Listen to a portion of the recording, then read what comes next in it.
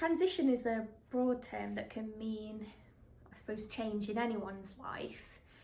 But in this context, and when we're thinking about services, when we talk about transition, what we mean is that the move from children's services to adult services. And that transition, which we often call a transition process, really, it's not kind of one specific event, can look very different from person to person and from service to service. Yeah, so transition is that whole process, which can often include a transfer period, which is when that move from children's services to adult services happened, and that often happens around age 18, although there is some variation in that, again, between services and between boroughs as well, depending on where you live.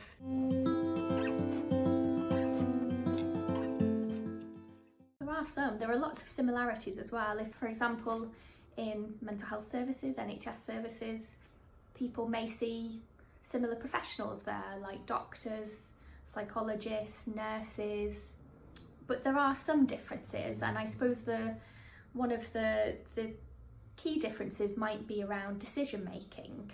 So in children's services, decision making may more often happen with the young person and their parent and carer, whereas in adult services, that decision making may happen with the individual themselves, unless someone is lacking in capacity around a specific decision.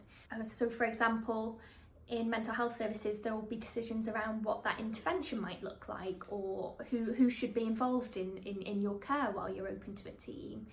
And if someone is lacking in capacity around that decision-making process will still include that individual, but then it may include, for example, the parent or carer, but also other professionals as well.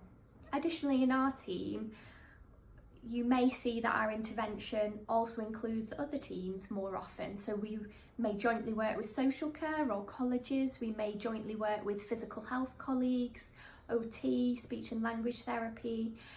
So you may get that multi-agency approach, and we may make recommendations for different teams as well. So whether that's increasing meaningful activity or supporting decisions around housing, as well as some of that more classic intervention you may see in mental health teams like talking therapy or behaviour support work as well.